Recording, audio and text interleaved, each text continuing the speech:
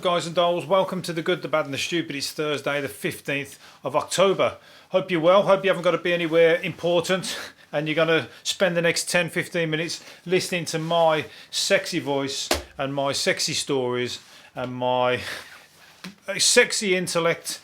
And you can watch my sexy face if you got the if you go and watch the video on YouTube. If you're listening on the podcast, you'll have to think about how sexy my face is. But yeah, it's a wing it Thursday because I've not read a lot of these. I've got an idea what they are, but crazy stories that catch my eye are what I like to talk about with you. And usually it's to give my opinion about it, but usually that isn't worth much. But it depends on how you take it. I'll do it for it's all for the laughs. It ain't for seriousness. I'm not trying to get on CNN or Fox News, although they're the fucking biggest jokers of the pack from what I watch on the internet, when I see them come up on Facebook and stuff. And don't worry, the English news are just as fucking bad as that. But the BBC and that, they're just a bit boring. And the news at 10, ITV news at 10, with the Big Ben bonging. They make the news as like dramatical as they possibly can with the Big Ben bong, bong, bong, bong, to fucking shit you up before you've even listened to the news. And then they come in with, just put you in a bad, negative mind, because it's like a horror film, fucking going bong, bong, bong. Right, let's tell you how many people have died of coronavirus. It's like, fucking hell, you want to like loosen it up a little bit. Anyway, so this is the light-hearted news. We're going to start with the girl who took her mum's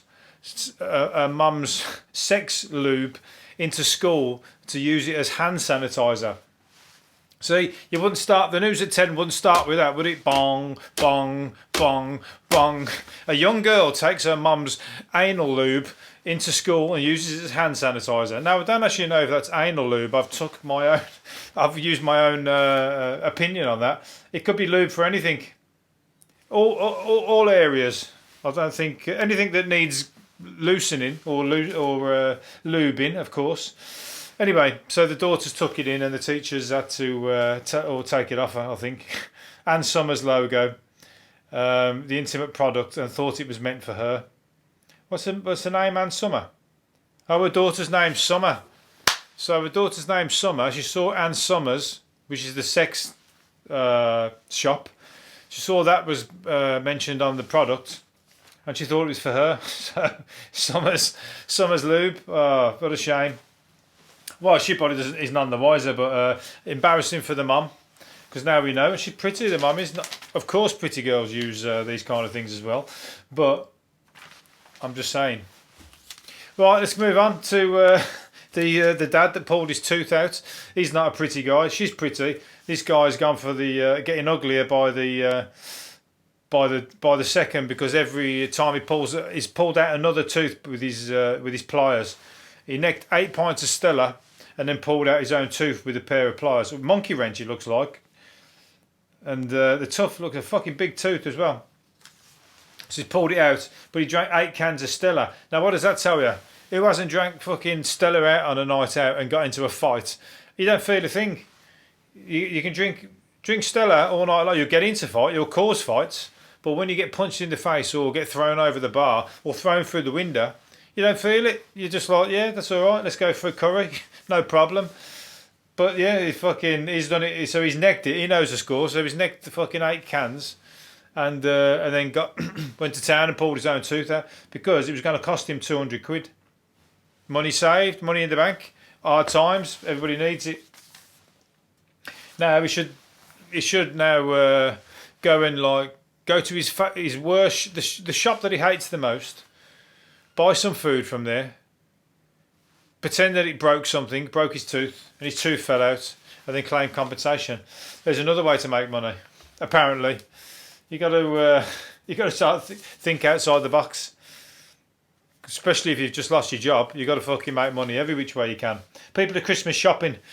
People are Christmas shopping already. Of course they are. Some people fucking put the Christmas decorations up round about now. They're trying to outdo each other.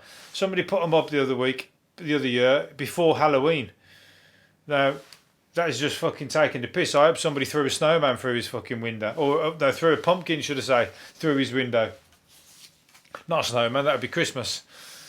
If somebody's building snowmen at Halloween, then yeah, you throw the snowman through the window. But, so yeah, so people are shopping. But some people do the shopping in January. They know, the clever, the savvy ones who've got money, they do their Christmas shopping the January just after Christmas because it's all the January sales. So when the Christmas comes around again, it's all done and you've done it on the cheap. Definitely the best time to buy Christmas cards and Christmas wrappers. They all just want rid of them, don't they? Get some, all the mince pies, just change the sell-by date on them, just fucking do a little, you know, get a date stamp a new date on it.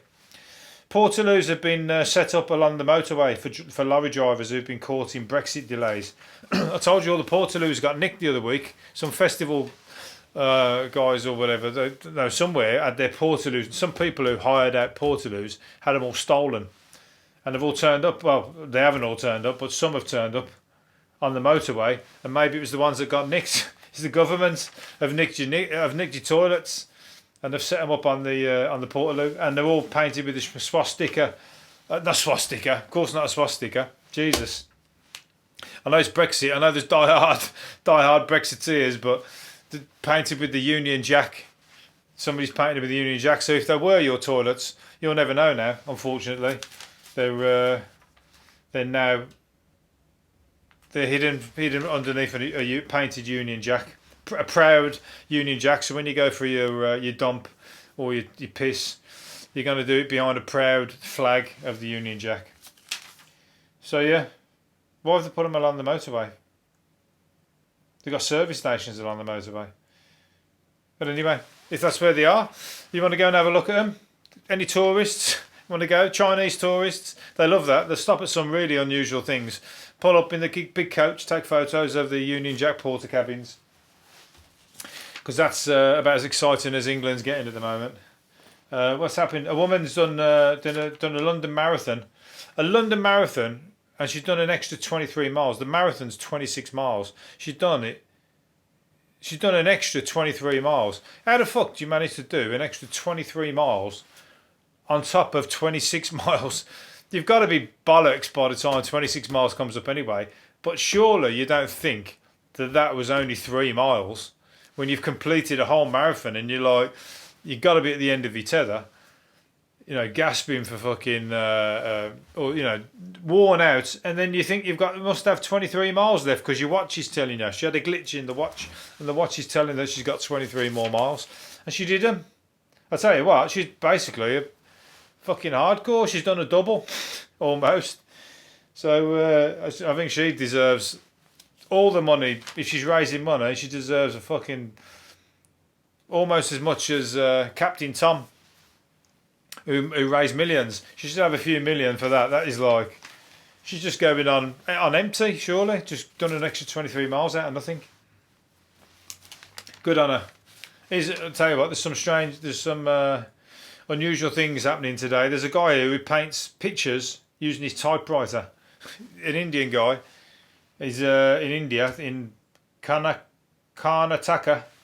I think you could probably buy these on the internet. And I hope he sells them as well, because he's using just a typewriter and his finger, just pressing the buttons, bang, bang, bang, bang, bang, bang, bang.